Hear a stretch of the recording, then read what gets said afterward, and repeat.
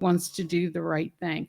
Obviously, I'm going to let him speak for himself, but I wanted to tell you, if you have questions, you can write them down. I forgot my 3x5 cards, but I have these, and I'll bring them around to anybody who needs it. You're also welcome to just raise your hand and ask your question. But if you prefer not to speak out, we'll collect these questions from you. And I've got pens. So without any further ado, I'll introduce Paul Addis. Thanks, Pat, very much.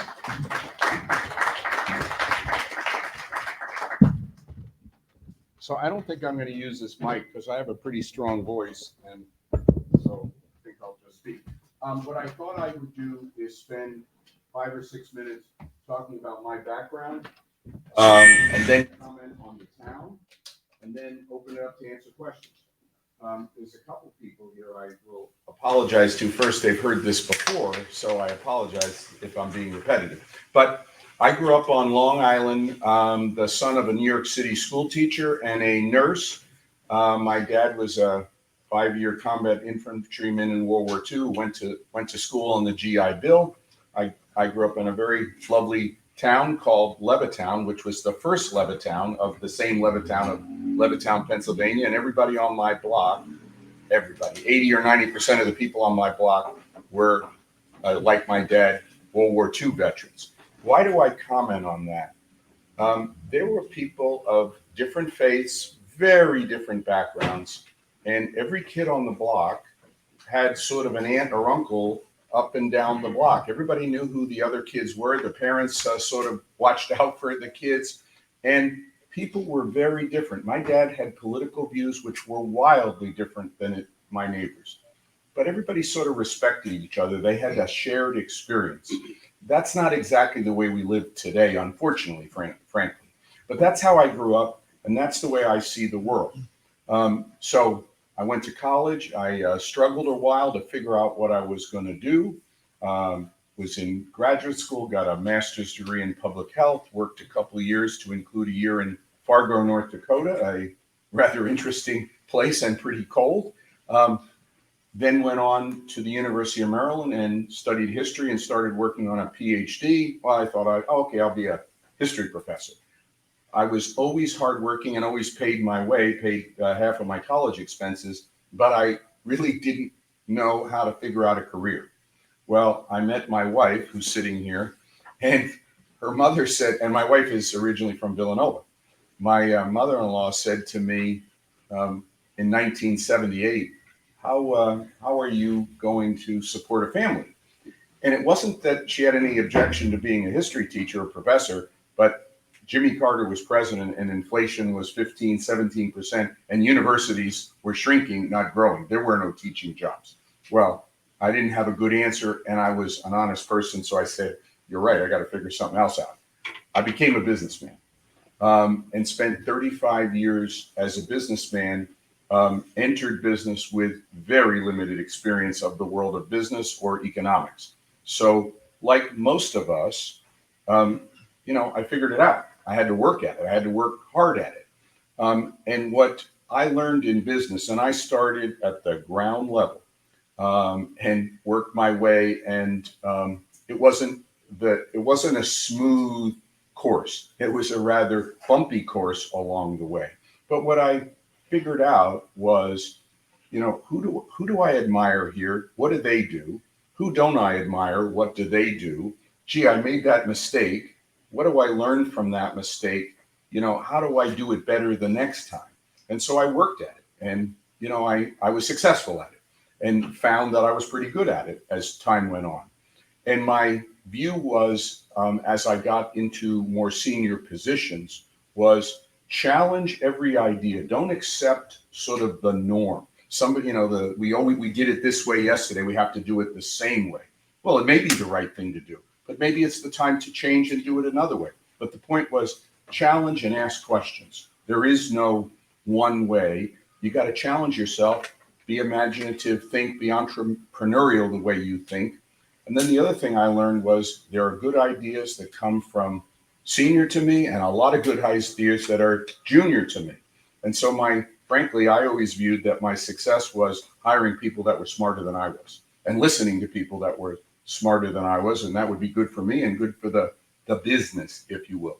So that's what I'm really saying is I've got a lot of experience, a breadth of experience. One of the things I said the other night to a group that may have had more Republicans than Democrats, I don't exactly know, but I said that because I had this master's in public health and I was in Washington, D.C., I got a job while I was going to school full time and teaching teaching freshman and sophomore history. I got a job because of this degree in public health, working for the American Federation of Labor CIO, AFL-CIO, in headquarters. And so, I always viewed that in the American free market system, the union has an important role. It's part of the free market. It fights for the rights of workers and for better pay, and the management fights back. One's not better than the other. It's part of what makes for a dynamic economy, is the way I viewed it. So I was always proud of that. But the point I'm making is I have a breadth of experience. My experience extends to business, extends to negotiating deals in China, Baghdad, literally Baghdad, where I had a horrific car accident, believe it or not. So pre the first Gulf War. So when George Herbert Walker Bush was president, I was there 6 months before the war broke out and was in a very bad car accident. But so I've been all over the world. I've learned a lot by some of that, China, Russia. So it's a breadth of experience I bring. Haverford Township. I think I've lived here 19 years. I think it's an absolutely lovely town. And I don't think we have any fundamental problems. I don't think there's sort of some looming disaster about to happen. I don't think that national politics are the center of what happens in Haverford. I think it's about common sense. However, I do have two views that come from living here, experiencing things, and I'll give you a few examples of them. One, we have a $47.5 million budget for the town of Haverford for 2021. That's completely separate from the school board and the schools and running the schools. So that's a completely independent structure. It has the commissioners are not responsible for the school. So this is to run the police, pick up our trash, our parks, fix our roads, etc. It's $47.5 million. Well, I have been very critical of the library renovation. Why? I served on the board of the Free Library of Philadelphia board.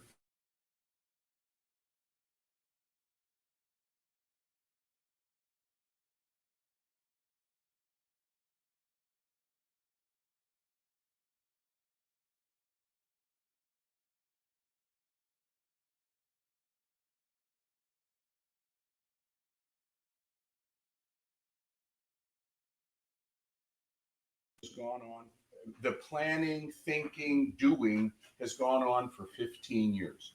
The commissioners approved a renovation a few months back for $12 million, which I was shocked about. I'll comment separately.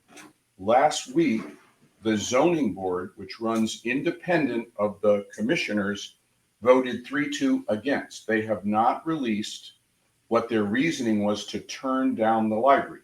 We now have lawyers on behalf of the zoning board and behalf of the commissioners at loggerheads, and we're paying outside lawyers for all this. So there's something wrong when a small town can't figure out this kind of thing. It also, if you go on the websites of the various commissioners who voted for the board, many of them comment, oh, we'll have to solve the parking problem another time. Well, to me, that's not common sense. 12, 15 years to work on this, and we couldn't solve the parking problem, and now we're in a situation where it's all, up for grabs. What's going to happen next? That's common sense. I live off of Ardmore Avenue. My wife and I were very affected by the two bridges that span Haverford Road, the Ardmore Bridge and the College Avenue Bridge. My wife says this is my best line, says my wife. My wife is sitting right here. She says it's my best line, which is a factual statement. General George Patton built a temporary bridge to cross the Rhine as he raced into Germany in World War II in 36 hours. Now, it was a temporary bridge, but it handled tanks and vast numbers of troops. We took almost 2 years for each one of these bridges. It's just unacceptable. Now, why is that? Because we live in an age of bureaucracy. We all sort of feel it in one way or another. We had PICO involved. We had SEPTA involved. We had the state involved. We had local involved. And Andy tried, but it didn't get coordinated right. And so that bridge, in my view, and I am not an engineer. The engineer in our home is my wife, can fix anything and definitely doesn't let me touch anything.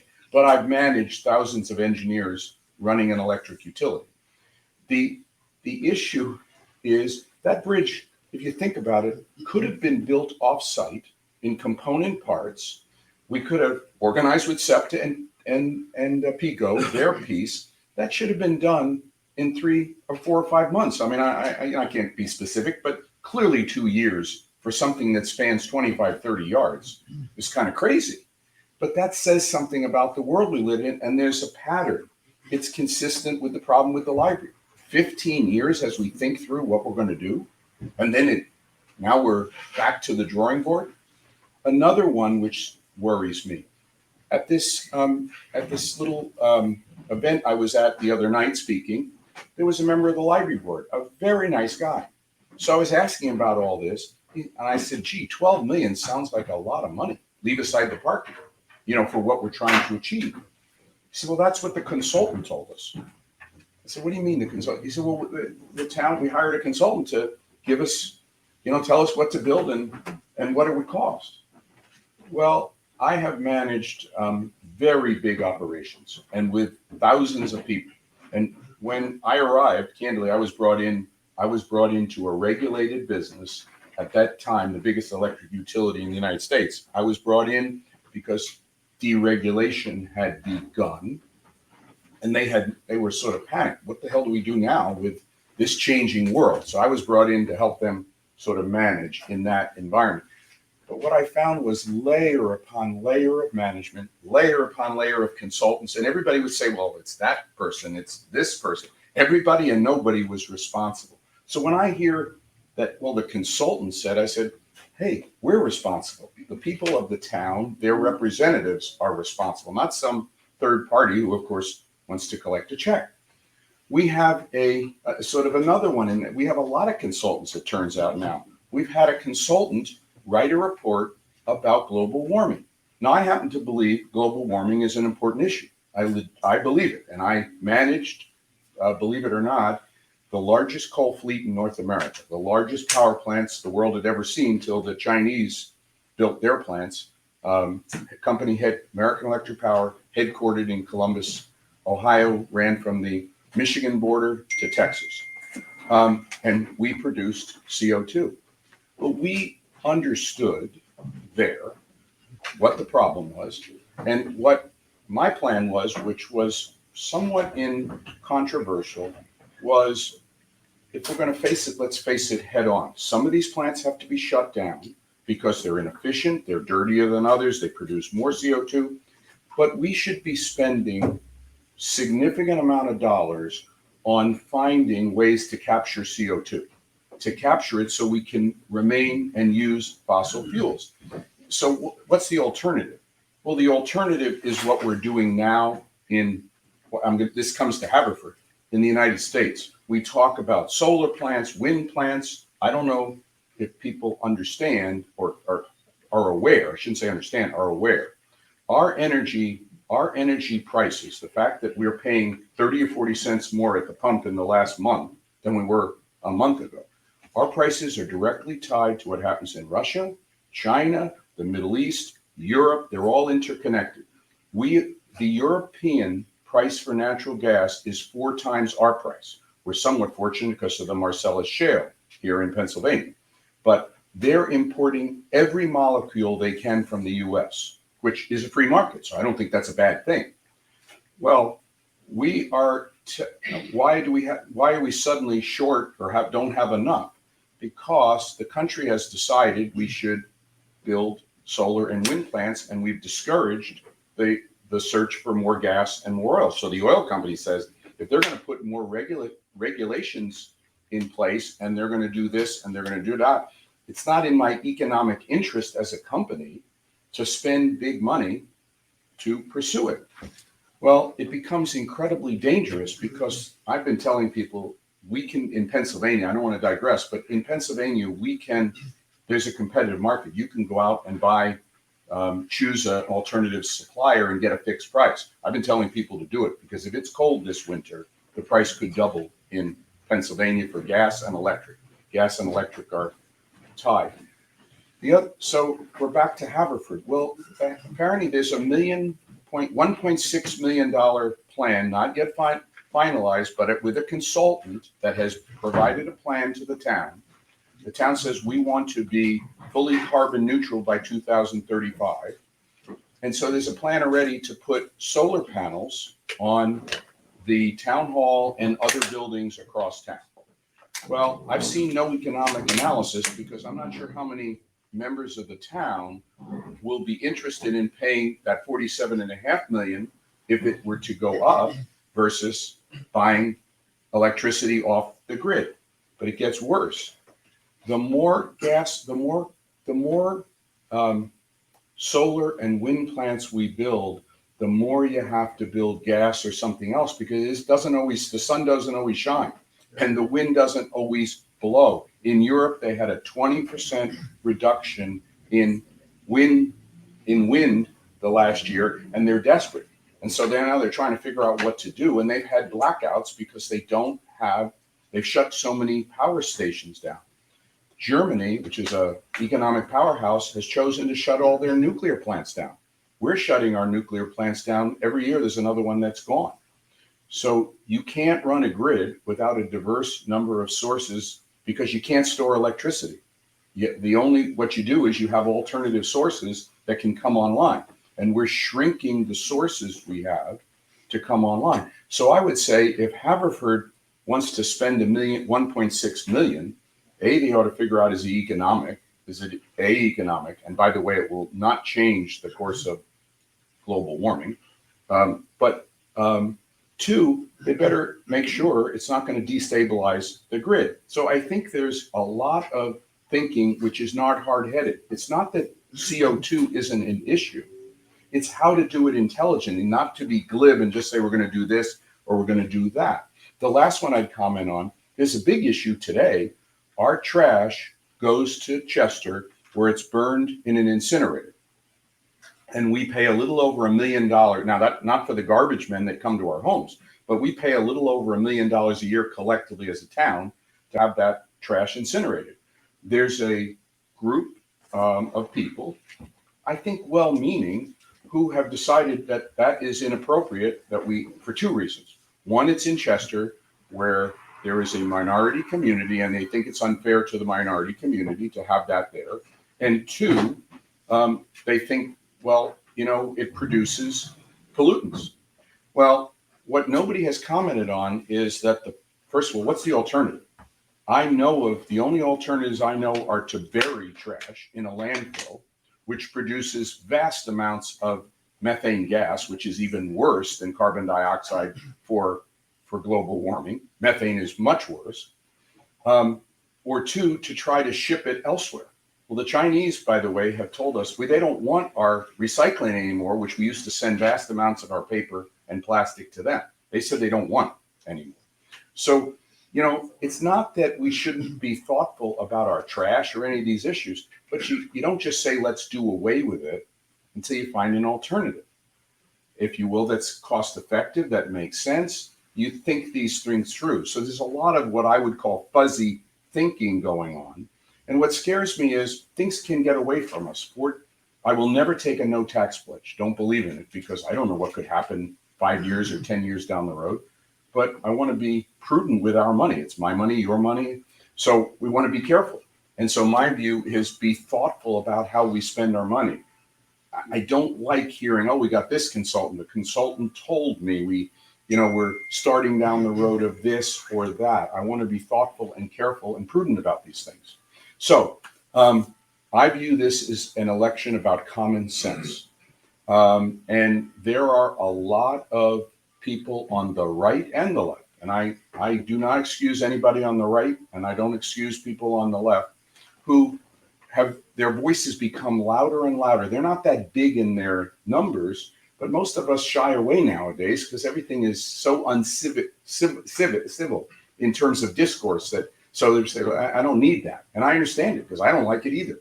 But in my mind, if we don't engage and we don't understand these issues, you know, suddenly you got to, interest rates go up and we can't borrow cheaply like we can today. And suddenly we got to, now your taxes are on the move, but your services aren't getting any better. So we need to be thoughtful and careful.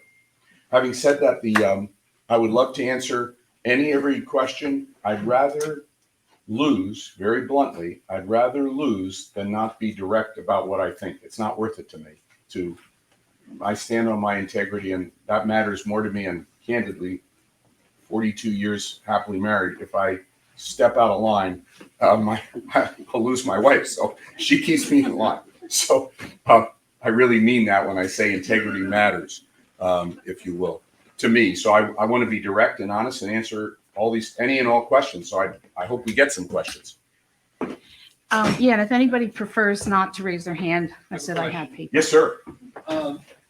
Could you say a little bit about your political affiliation? Sure. Currently and maybe in the past? Yep. I know Andy was Republican, but he had moved independent. And he was... Sure. Be very glad to speak to that. But I'm going to step back in time.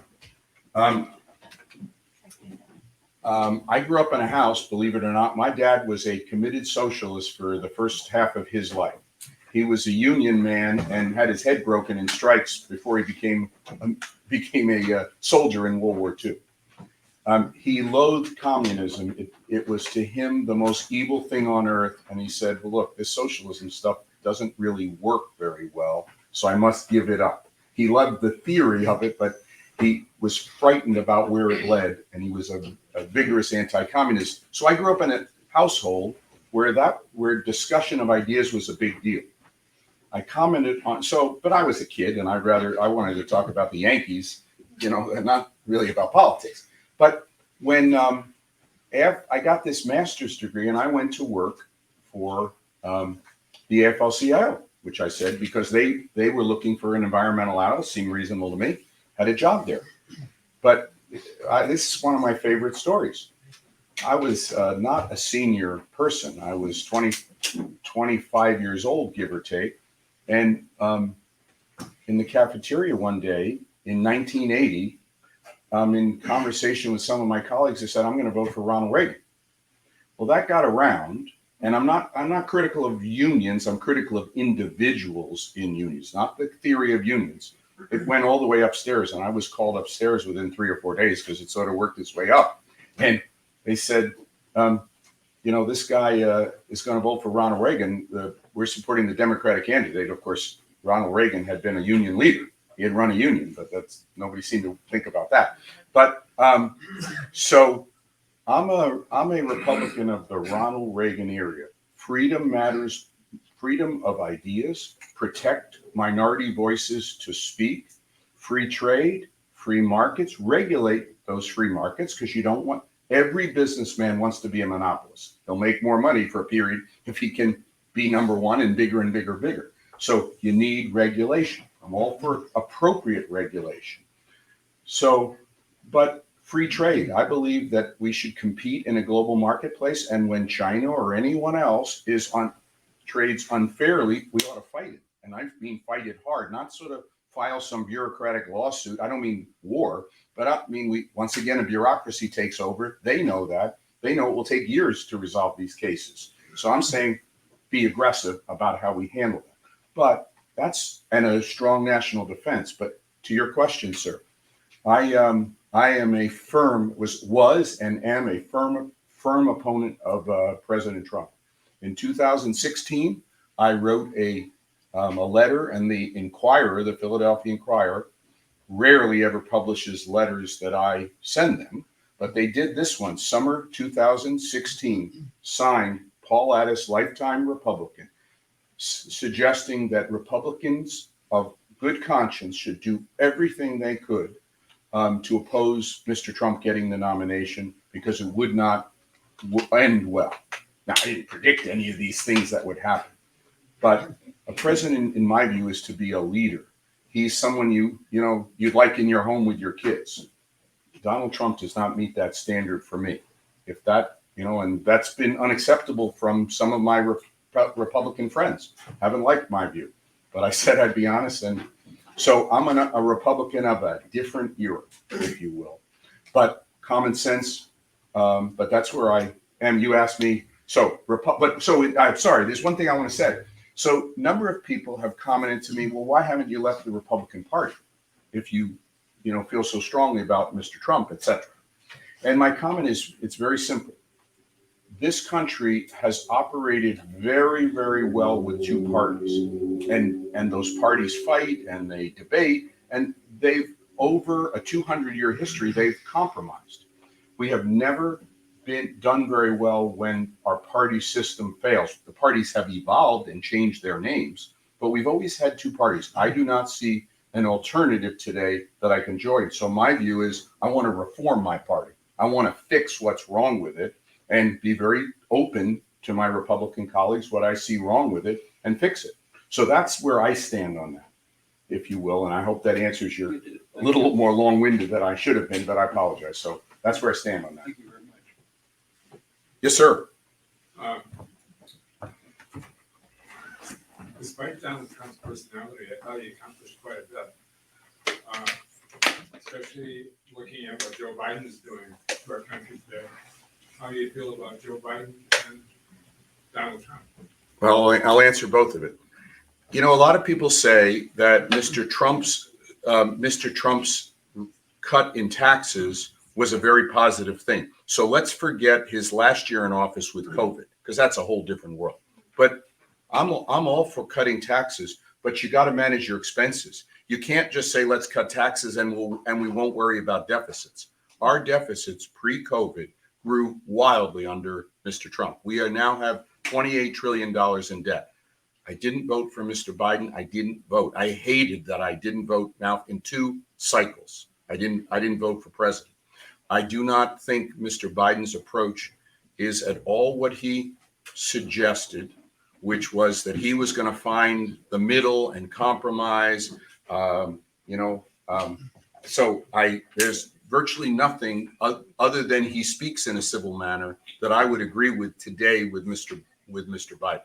I'll give you one glaring example that I commented on previously, which is, in my view, stunning. And that is the following. I've commented about the energy situation, which could get dramatically worse here if it's cold this winter. If it's really cold, it's going to get much worse in terms of prices. But Mr. Biden, big CO2 goal, which I don't object to the goal, it's how you get there. He does not want a CO2 tax because it would be unpopular with his voters to put a tax on, and we all would, what would a tax do? It would reduce demand because people would try to conserve. But he doesn't like that because, and I'm not saying Republicans like it either, because you see it every day when you go to the pump or you pay your bill for anything. And but I will tell you, and I don't want to get off track, that George Shultz, the former Secretary of State for President Reagan, and James Baker, his Treasury Secretary, both have vigorously supported a carbon tax. But what did I say is shocking? Mr. Biden has done everything he can to try to reduce the production of natural gas and oil in the United States. Well, that has 2 consequences, and one that's very immediate and a crisis. One, it puts us back in the hands of the Middle East because they have the vast supply. The largest producer up until a year ago of oil was us, the United States, believe it or not, because we found a new way to find all this oil and gas. That has been reduced and is under Mr. Biden because he's putting roadblocks to produce more oil and gas because of, and no new pipelines, all these kinds of things. Well, for the last month, Mr. Biden and his national security advisor, a man named Jack Sullivan, have been calling the Saudis and others saying, please pump more. Please pump more. We need more.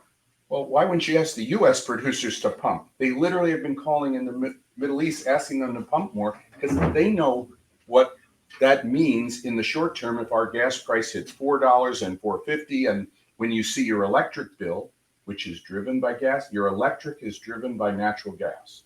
And your heating bill, which is natural gas for most of us, or heating oil, if those prices explode this winter, people are going to notice it when they suddenly have to pay that monthly bill. So, I don't think he has fulfilled his promise of operating towards the center. So I'm stuck. I don't like the policies of Mr. Biden. I didn't like the style, personality, and what Mr. Trump did in terms of creating vitriol, tension, the way he spoke about human beings, about women, on and on and on. So that's my best answer, but I certainly am not very excited about Mr. Biden.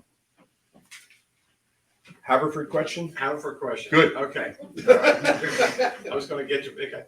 So let's talk about the library. Yep. Okay. So as a citizen with no engineering and all that kind of stuff, I look at it, I say, the only thing that makes sense is either you move it, which is another situation, or you have two houses next door that you tear down and make a deal, or you got stores along Darby, tear it down. What's your thoughts on what are you going to do about it? Well, what I'm going to do about it, if I were to win, is express my point of view and ask questions and get facts and attempt to come up with a common sense answer. But my answer, I think the newer portion of the library, that if you face the library, the newer portion does not fit the old bank building, which is the original, which became the original library. 1934, 1932, something like that. Okay. Doesn't fit it, nor does it fit the houses in the community. I think it's an eyesore. Well, what I would want, there's two approaches I would take. One, potentially consider tearing that down and building up. So building one to 2 stories above the library, and what you tear down, building appropriate barriers, meaning shrubs, this, that, whatever, and having a much expanded parking lot on what you tore down.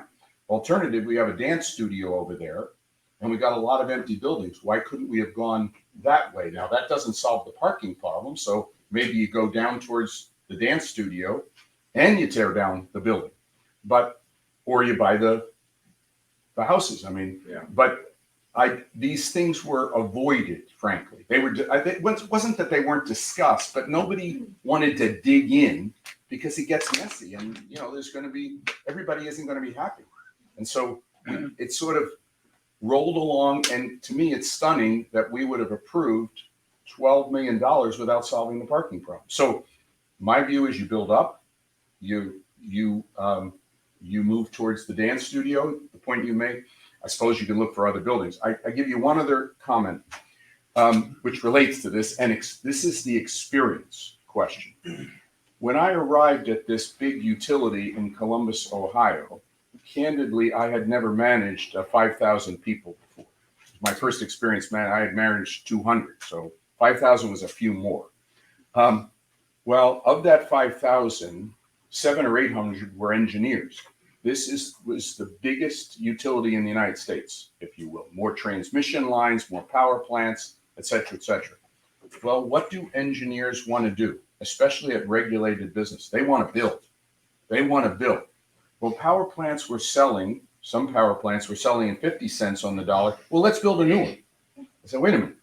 If we need a new power plant, why can't we buy the one for 50 cents on the dollar as opposed to building, we're going to get a better one? Well, let's evaluate that. I would always say there's a saying in business, build or buy, meaning you can build a new building or you can go out and buy an existing building and look at the alternatives. So my view is none of that was done. They listened because the consultant spoke and people were a little intimidated. I go further on this subject. I served for 8 years on the board of the Free Library of Philadelphia, downtown. 54 small neighborhood libraries and the big, huge central library down from the art museum. The members of the board spent the first 5 or 6 years of my tenure there. And the first year or so, I was sort of quiet because I was learning my way, attempting to raise $200 million or so to put a massive addition on the central library.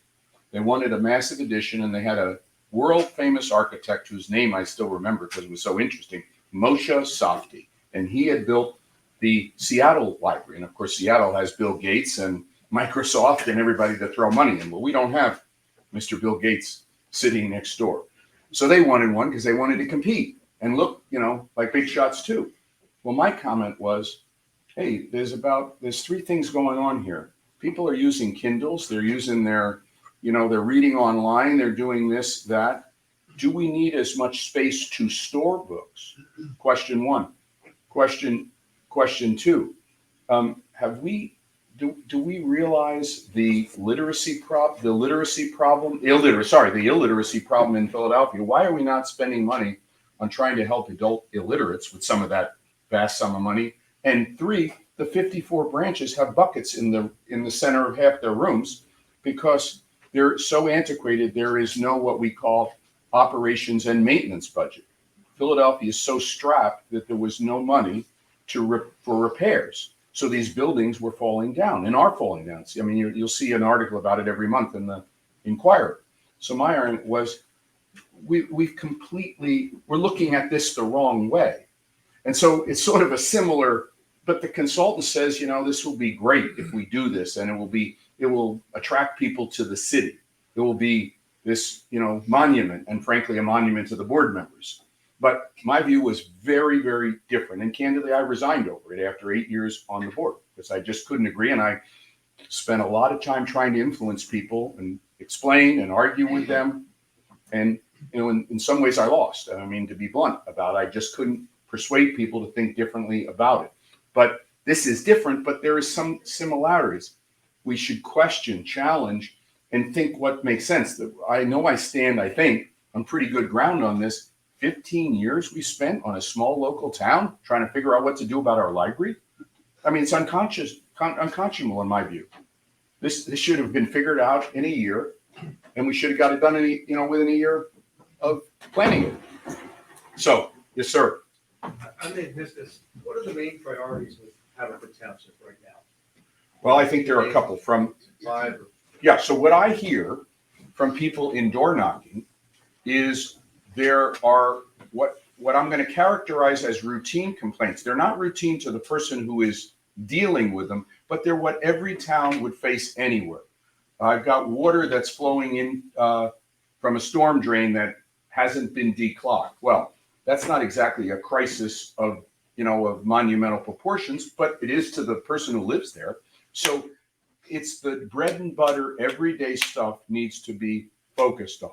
From the big stuff, I think it's a couple things. One, let's not make a massive mistake and suddenly we're spending $20 million, and there's some rumors that a library could cost $20 million going forward to renovate.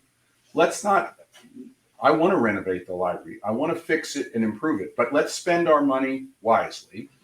There's, if we were to have to go out of state to send our trash, I don't know anything we could do other than bury it or burn it today.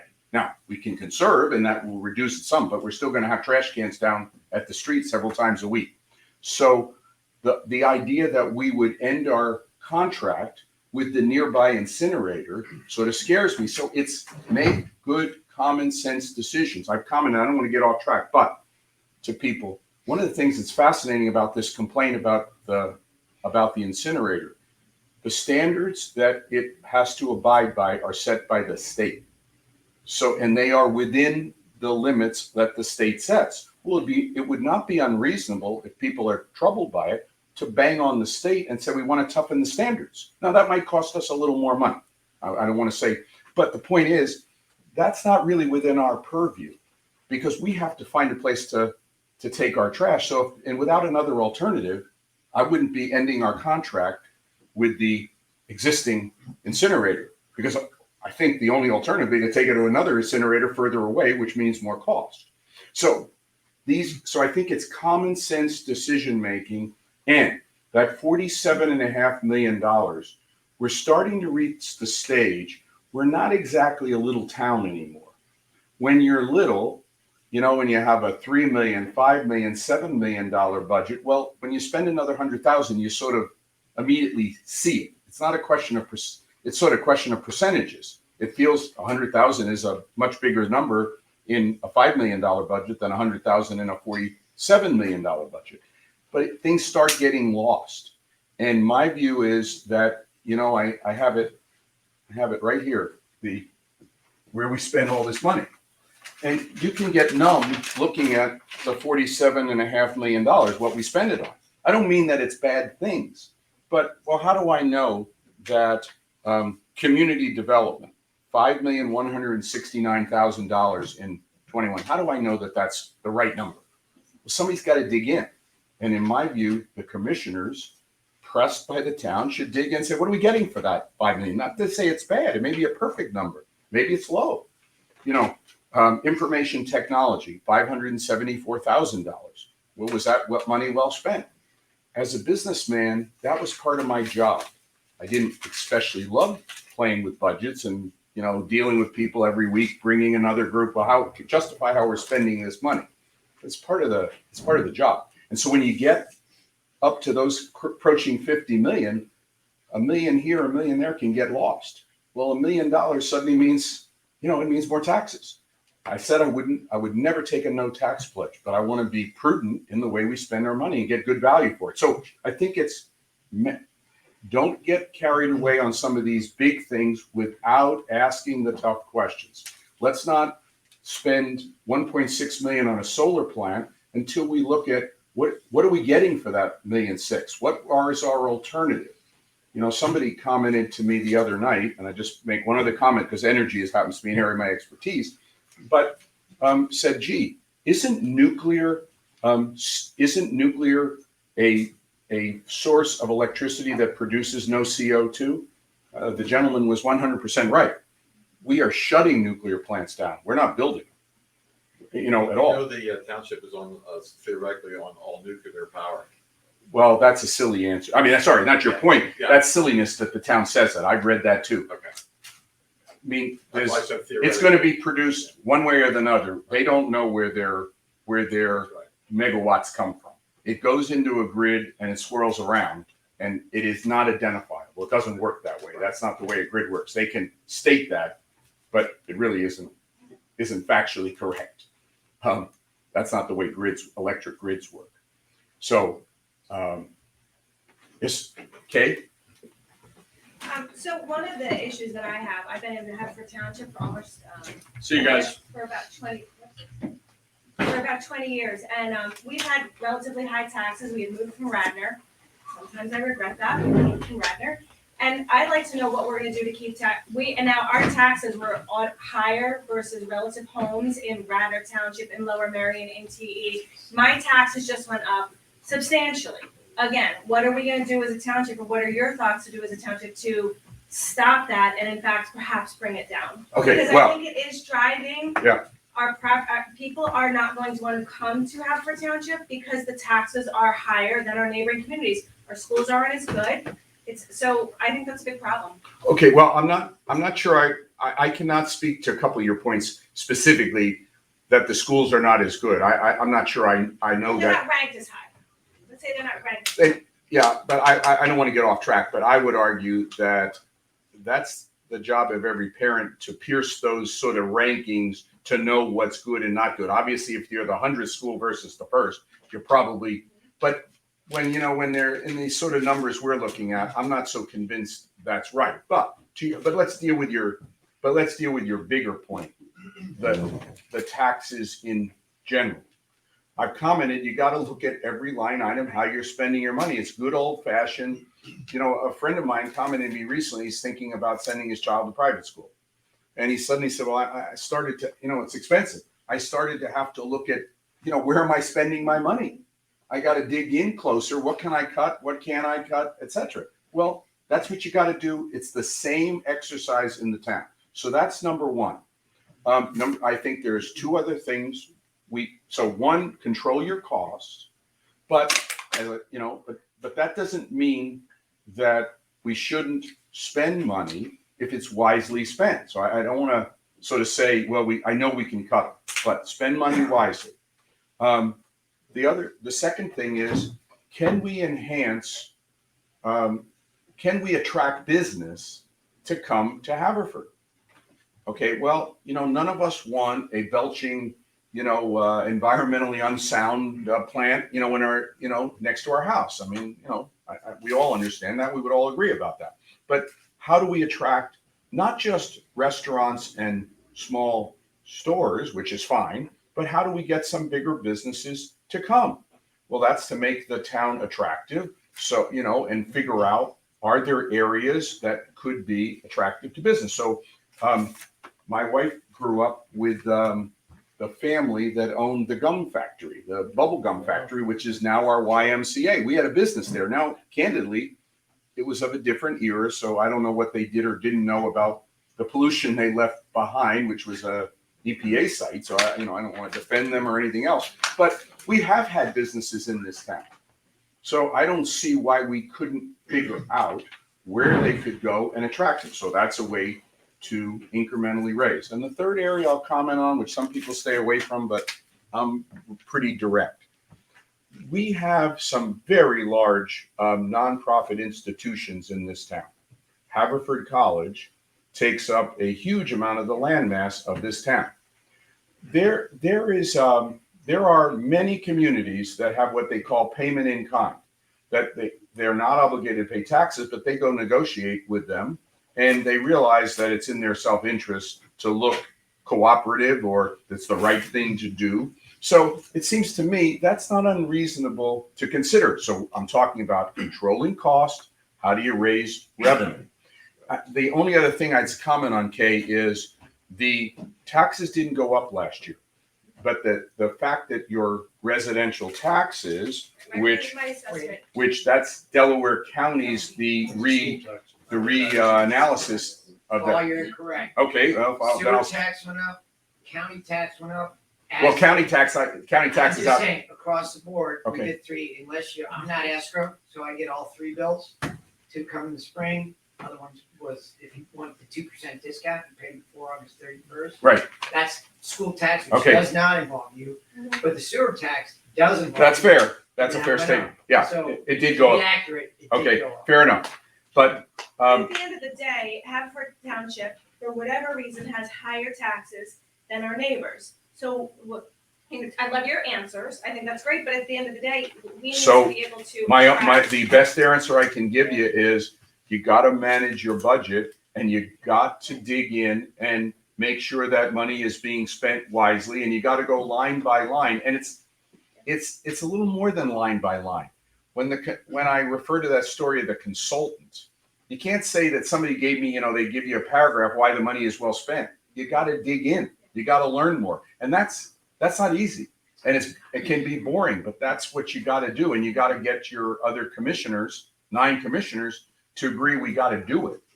So that's 1. And 2, can we bring business? And 3, can we, if you think about it, we've got, I'll answer your question 1 second, sir. You got 4,000 students at, give or take, at Haverford College. I mean, We're gonna vote against you. I'm sorry? Yeah. There's 1,200, 1,400 there. I thought it's almost 800 per class. No, there's only 1,200 there. Okay, well then I'm staying corrected again. But I mean, $100 per student, so to speak. I'm not literally charging them, but $1 million, it goes, suddenly is a lot to us. Who they vote, so they have representation without taxation, and they really sway That is, our yeah. politics. That's not unfortunately in Haverford's purview. I happen to believe they should get to vote if you're 18 in national elections and potentially state, but I find it troubling that people who, aren't committed to the community Right. get to vote, but it is what it is. So that's nothing, that's sort of not worth a lot of time, because there's nothing we can do about that one. Sir, you had another question? Yeah, just nuts and bolts question here. You kind of answered why, but I think you got an uphill battle with your opposition. And, from what you said, we can agree or disagree on many topics. That's fine. You're going to get my vote. How are you going to beat her? How am I going to beat her? Yeah. Well, I'm not a. And the only reason I say Yeah, I know, it's a that- fair question. Because Jim heard me at the Republican committee some months ago, and Vitaly was peddling her up my driveway, and ended up locking horns with him. But she you know, as I said earlier, I think at that meeting, Katie, Rich, you were there, you know, she carpet bombed the area with the towel. Yep. And, I unfortunately got her letter, her PR letter for running for office. Was opposed to a lot of what she was saying in there because she wants to get a lot of federal, state government money involved in the township. The last thing I want is federal and state government involved in my town. Anyway, back to the matches it. bottom line. But is- how am I gonna beat her? Yeah, I wanna know. Well, I'm gonna give you a very direct answer. I don't know if I'm gonna beat her. I can't tell you that I'm gonna beat her. That's as blunt as I can be. I go out 2 or 3 times a week with various nice people and bang on doors and try to speak thoughtfully to people. Number one, I have another letter that will hit everybody, 2 letters that will hit everybody's home. I went down to my mailbox and very strange circumstance, my mail now arrives between 6 and 7 p.m. I don't know why, but it does. I think I know why, but that's a different question. But it wasn't in today's mail, but it'll be there. So I sent out mailers, the letters right there, and what it tries to explain where I stand. So I'm having this event. You know, very candidly, I asked my opponent to debate. She declined. There's not much I can do about that. You know, I'm a direct person. I will try to get my message. And then I asked everybody who shows up here to tell their friends, their neighbors, Democratic friends, independent friends, you know, a couple things. One, this is about a lovely town and keeping it a lovely town. And it's about common sense decision making, not about, candidly, in my view, it's not about the global issues. It's about this town and making wise decisions. So, you know, that's sort of the best answer I can give you, which is, you know, it's not as confident as I'd like it to be. But, you know, if you look at the registration numbers, they've dramatically changed over the last 4 years in this town. And it is what it is. So we got to work at it. I will continue to work at it until November 2nd. But, you know, candidly, Andy had a couple things going for him. He was an incumbent who had been around a long time and had an outstanding record. So people knew him. People don't know me. That's an uphill battle. But I got, you know, it is what it is. Jim? Yeah, I would just like to add the answer. Sure. Ed's answer, if you don't mind. Yeah, of course. I haven't met him, Jim, I'm the chairman of the Republican Party here at Haverford Township. And to answer, and partly answer your question, one of the difficult things this year too is the ballots completely changed. So we experienced that a little bit in the primary, but we have to make sure that we fill out this complete ballot. There are 3 pages to this ballot, as opposed to just going in the past and being able to hit a button straight party or just hit individual candidates. We have to fill in the box for 22 or upward, depending on what ward we live in, 22 or 30 different candidates in addition to the those judges that are up for retention. Yeah. So these ballots could take up to 5 to 6 minutes for some people to fill out. The type is very small, so we have to make sure that we're prepared, and most importantly, that everybody gets out to vote. You know, in a year, particularly a year following the presidential election, there's a little bit of apathy. You know, and I say, you know, as the adults, but we probably have voting age kids. A lot of times voting age kids say, oh, that's pretty sure, just voting presidential. But no, we have to make sure they get out. We have to make sure if we have 5 registered voters in our homes, that all 5 of them vote. And that's really the important thing. Again, if you believe in what Paul is saying, we need to support Paul. Paul is the last person on that ballot, with the exception of judge of election and inspector of election.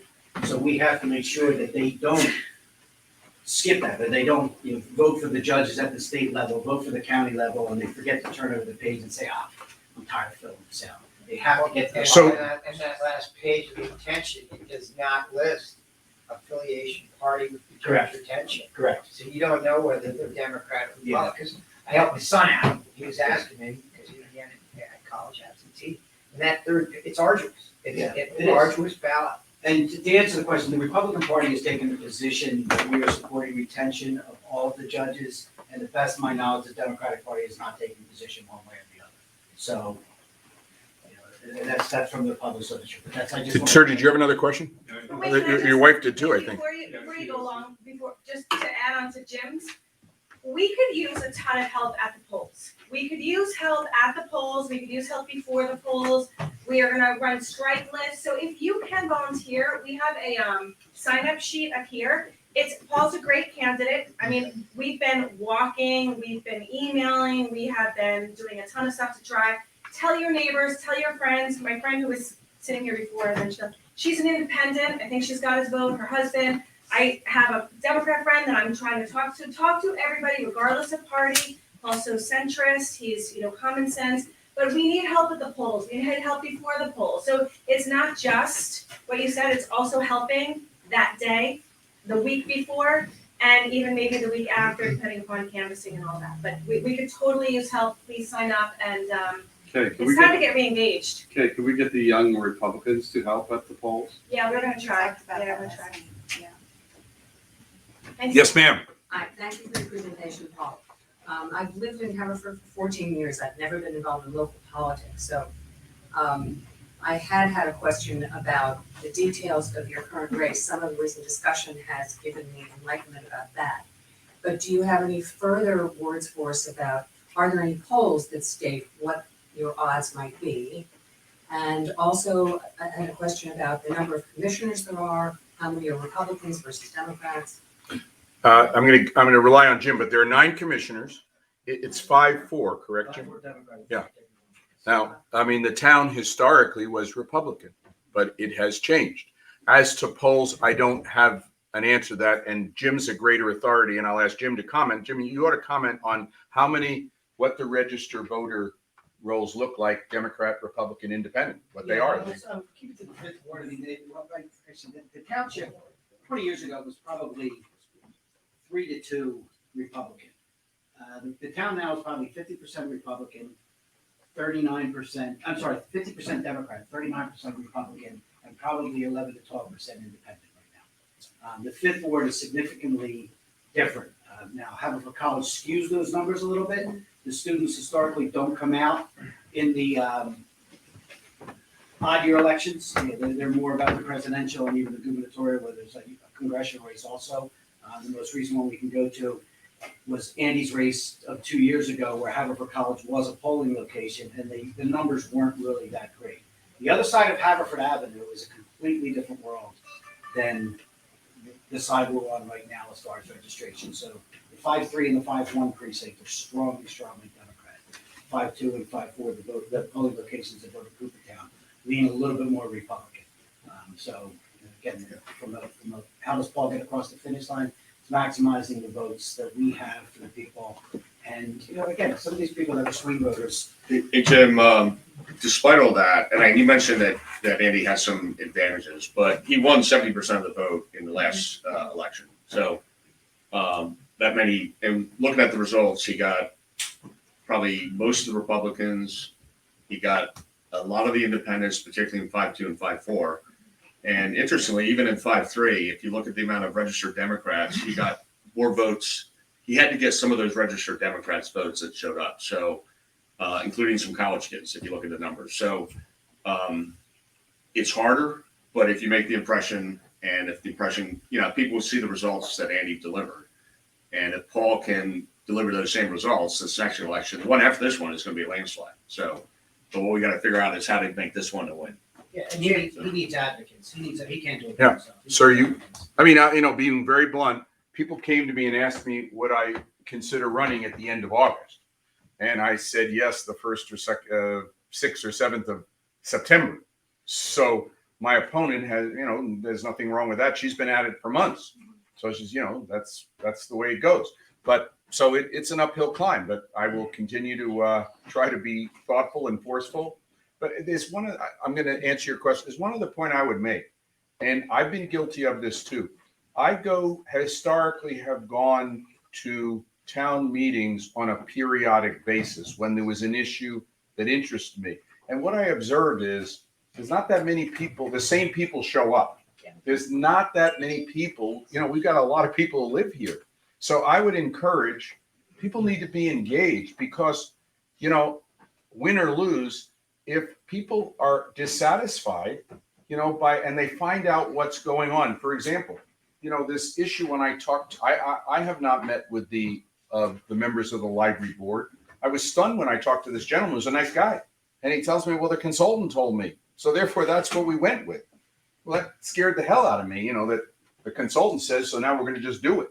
So if we need more of us to be involved, on an ongoing basis, not just in the period right before elections, because to maintain a very lovely town.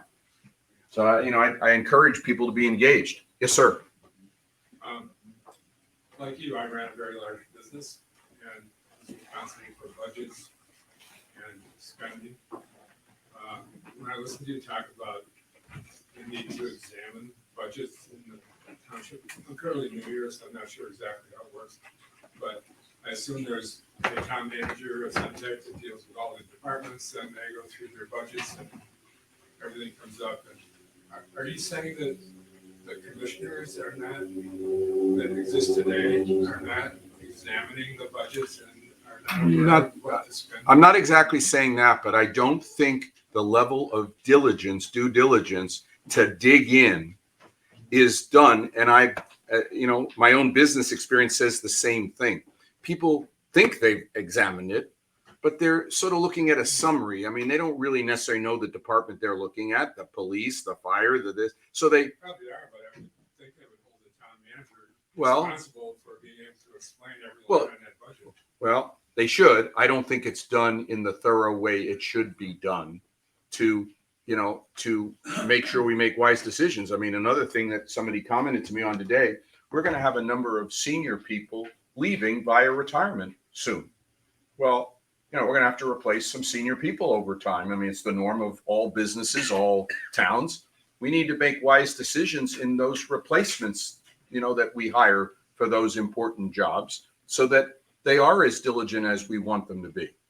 So, I mean, I'm a skeptic in everything in life, to be very blunt about it. And I don't begin by assuming that, it's as simple as what somebody shows me. So I try to dig in and learn more. What I've learned in, I guess, 6 weeks of being at this about the town, I mean, what I knew when I started, I thought I knew a bunch, but it was like a thimble compared to what I know today. Well, that means I got a lot more to learn. Gentleman pointed out I made a mistake about the sewer tax. So, this stuff isn't, it's not just obvious, the answers to all these things. And stuff sort of creeps along. And I would argue that most of us, for example, the library is a perfect example. Most of us haven't been involved in that.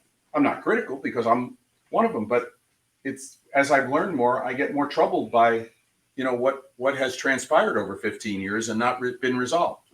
So I think you got to dig in. Yeah, what attracted me to Paul was that I asked him, he sent an email and I wrote back. And I asked him, because I had talked to his opponent, and I was kind of appalled by reading the letter, the $12 million regarding the library. And I didn't realize that was even on the table, shows how involved I am. But I was appalled that it was that much money. So I talked to Laura, and she just kind of said, well, that's a lot of money. Shouldn't we look at if we really need to spend that much money? I mean, obviously things need to be improved, but she never said, well, maybe we really should take a look at it. And I asked Paul, I asked him an open-ended question.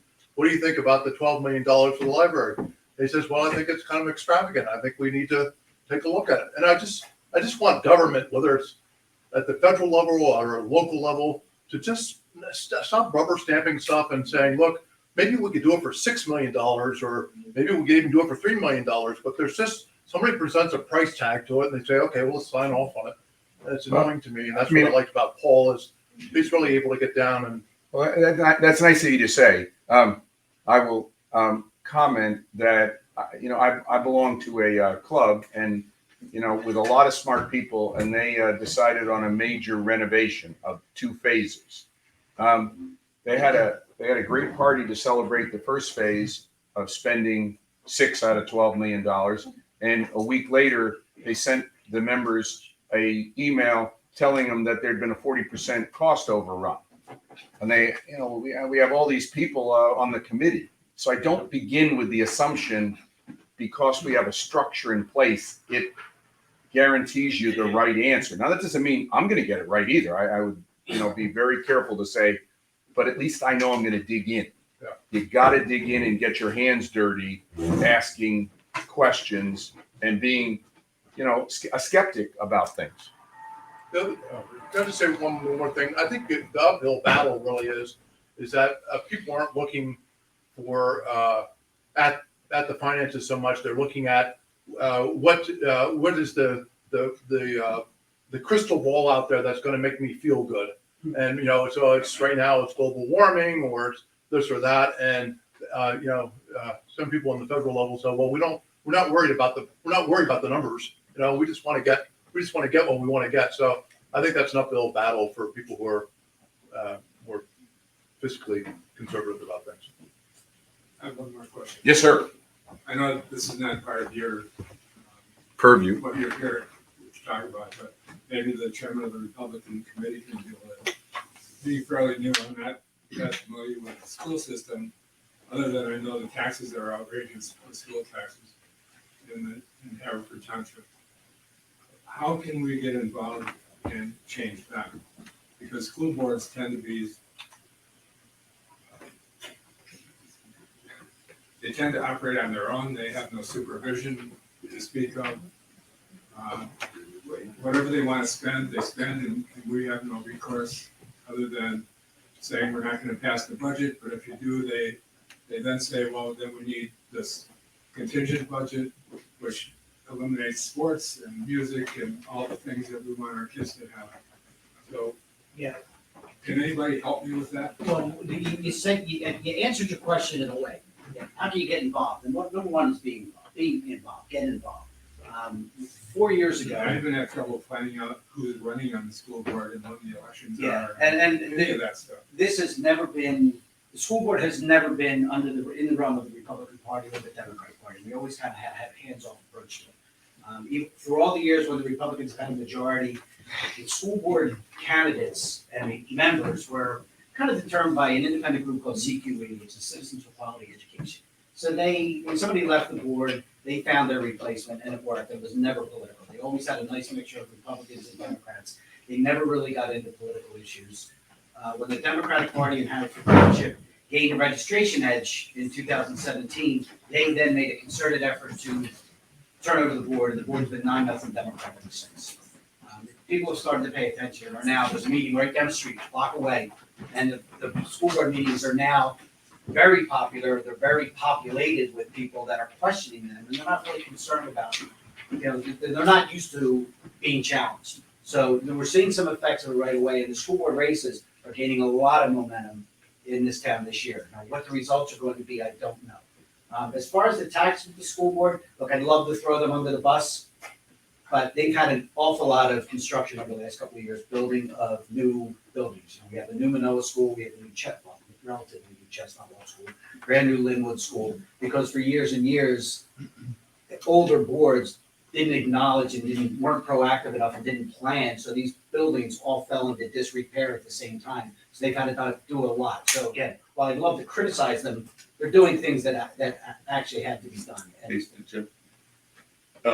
We have another factor though. So we have a state rep that's, what's it going to be in this next election? 28 years? 30 years, okay. He has not brought money from the state into the school district. And that's one of the big reasons. So most other school districts in the state are getting more of the state money. Yeah, we have a very small percentage of state, one of the lowest percentages of state tax funds. So our money's going to Harrisburg and not coming back proportionally to what we're getting, what other districts, and even wealthier districts. So we're amongst them. I don't want to get off of this. I want to keep this about Paul, but you're dead on right. I mean, But so right now there's 4 seats up for election. The 4 Republicans will do a better job than the Democrats if that's what you want. More importantly, they're going to provide some balance to it. And I know even some of the Democrats that are on this board, on the school board that have been there for a while, are not happy with the radical left that has infiltrated this board. So it's the extremists, and they're not happy with the way that the direction that it's going. So where do we find out the most information about the candidates?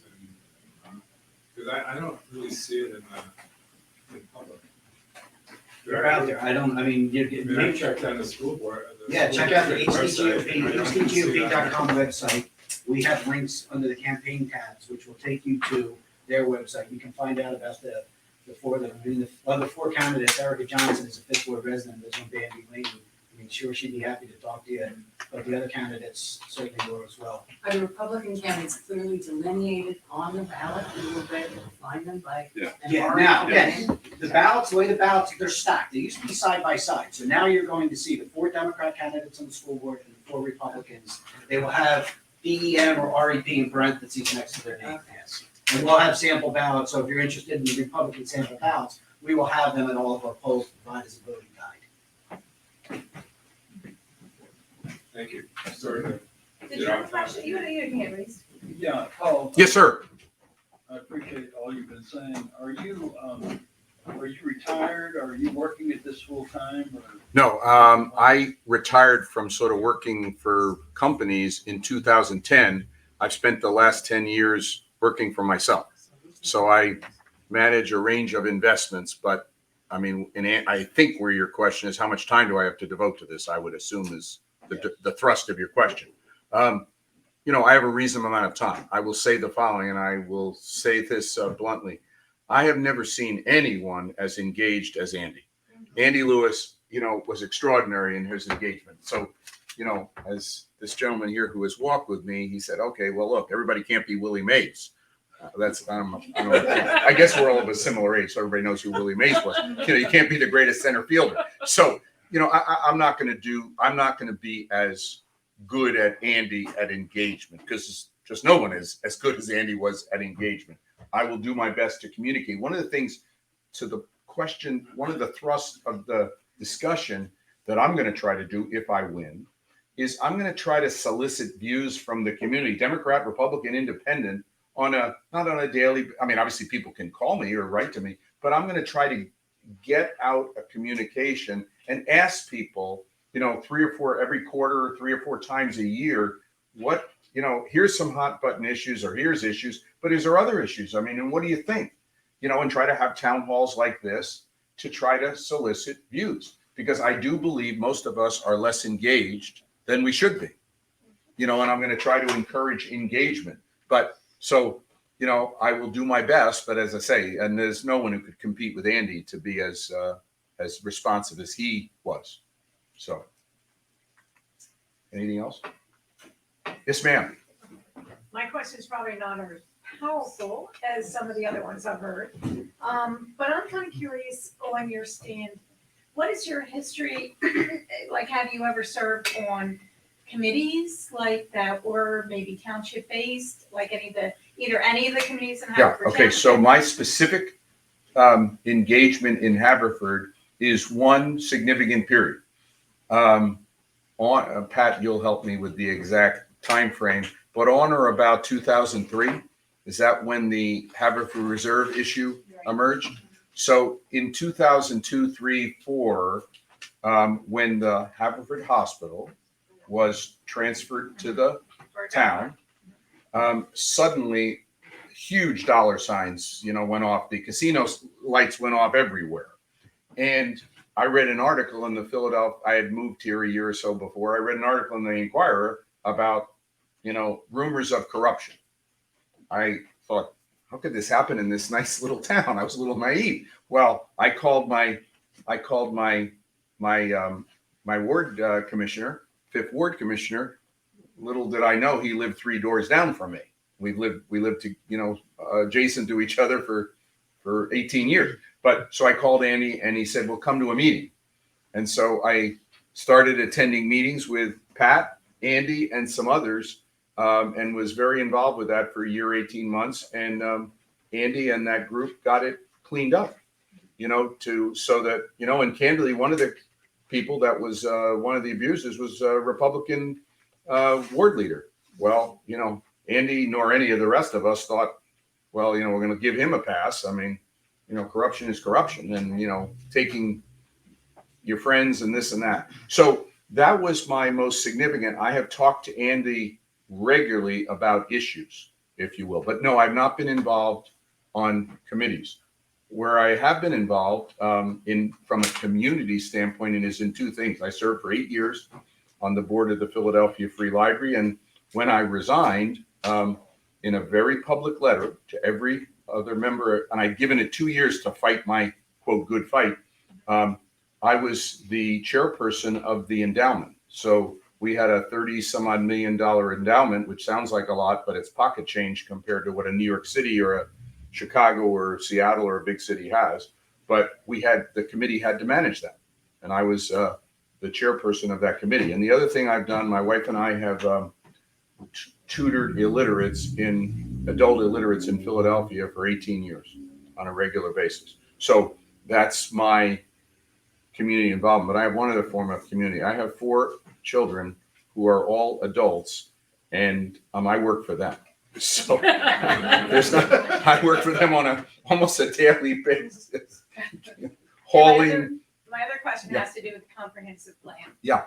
You know, it is a long time coming with the new revisions. I'm also on the civic council, Okay. and, So are Yeah, we you on the were- committee for the comprehensive plan? no, Okay. but one of our members were. Okay. Was on that committee. One of the things that surprised me is when we were talking about it, it was like, well, we're gonna get the public together once, and that's it. What? Wait, what? What do you mean you're gonna get us together once, get some ideas, and we're never gonna hear another thing? It's just gonna get shoved down our throat? You know, so we had actually said, you need to take this back to them. Here's some ideas, take it back, and see if we can get a follow-up, because it's really not fair to do that. And, you know, as I walked around the room, I went to the live meeting at the CREC, and I walked around the room, went to all the different stations, you know, that they had. And I was thinking to myself, what do you think are the most important areas in the comprehensive plan going forward? You're asking me? I'm asking you. Okay, well, I got a couple of comments because I'm glad you asked about the comprehensive plan. But I'm going to digress and tell you about the Philadelphia Free Library Comprehensive Plan, because my achievement after fighting over this was, okay, we're going to do a study and we're going to engage the community. They had one meeting and they invited people they wanted to invite, the library CEO and company, so they got the answer they wanted, which was silliness, if you will, in the sense it wasn't a real community engagement. I think our comprehensive plan, I'm going to be very blunt, is silliness. Not the idea of the theory, but it's 15 years. It's the last one was 1989 or 1990, because I went back, because now I'm running, and I said I started with a thimble and I'm trying to get up to speed. So I find the 1988-89 one. Well, that's not very useful to talk about 2021, give or take. Well, so I go online. I called my commissioner, who stepped in for Andy, Bernie McCabe, and he went and investigated. And all there is what's online, which says here's the areas we're looking at, 8 or 9 areas.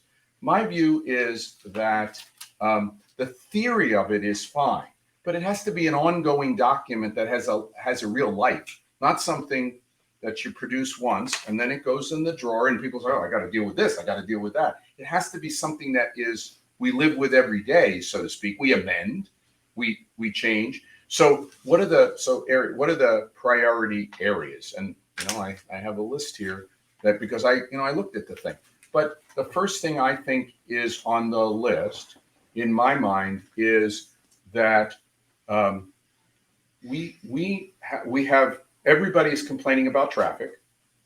Everybody is well, I shouldn't say everyone. There's a lot of complaints about water and runoff and things like that. So those kind of issues, in my view, which are bread and butter, need to be front and center, if you will. So that's number one. The daily running of the town. How do we do that more efficiently? I assume that other people have the experience I do. My road, which in some ways is good and in a lot of ways bad, has been redone 3 times in the last 7 or 8 years because, well, we had, just general repaving. Oh, we forgot we're gonna do the gas lines. So then they tore it up again. I mean, well, that should all be coordinated. It's not. So there's the bread and butter stuff that I've referred to, traffic patterns, snow removal, all that routine, but important stuff. I think the second thing, in my view, are these sort of big projects that, to the gentleman's comment, the feel-good stuff of, gee, this, we all ought to deal with the incinerator because we just think that's not right for some reasons, and everybody has their own. Well, I'm fine to examine it, but you can't, let's not let those things get away from us, because I can assure you that I've been there when my CEO, who I reported to, and I ran most of the company, but I reported to him. And, suddenly if something was out of whack, he didn't see me for months at a time. Suddenly, when he got a phone call from the board, he was in my office. So I don't want those big projects to get away from us, whether it's the library, whether it's not 1.6 million anymore for the solar plant, it's 2.5 million. And we don't know exactly why we did it, if you will. So the incinerator, somebody said, look, if we have to go out of state, it's an incremental $1 million minimum, and so the bigger cost items. But then I think I've heard the following complaint, which kind of scares me. I don't know enough about it. I got several calls. One was about Preston Park, which is over by the Haverford School and the Acme, etc. They said, well, several people who live there said, we don't think we're getting our fair share relative to upgrading that park versus others. Well, there ought to be a thoughtful plan of a priority list, and it would seem to me the parks that are in the worst shape should be the top of the priority list, and those that are in the best shape should be on the bottom, if you will. Just common sense, because we all live in this town, share it. So, we ought to be fair to everyone. So, what I'm not articulating well is bread and butter issues. To Kay's question, that we spend our money wisely. I've commented on, I think we could have more business here, which is responsible, which enhances the tax base. And then the sort of a last one I'll comment on, I shouldn't say last, but one I'll comment on, that my wife and I have had 3 experiences with the police over 18 years, direct experience. We had a robbery at our home. The police were responsive, but they didn't do very much. They took fingerprints, they did this, they did that. But nothing ever happened. And I call and I thought it was imperfect, if you will. Now I'm not an expert, but then we've had 2 other experiences. One where we got some ugly emails, and the police chief got involved, and he immediately got involved and said, we're going to look into this. And I was very pleased. Another one, we had a problem with a car that was at a gas station and was sitting at the gas station for repairs, and the alarm system went off in the middle of the night. We get the phone call from the phone rings at 2 a.m. All my wife can think about, and I can think about, is one of our kids. Thank God it was not.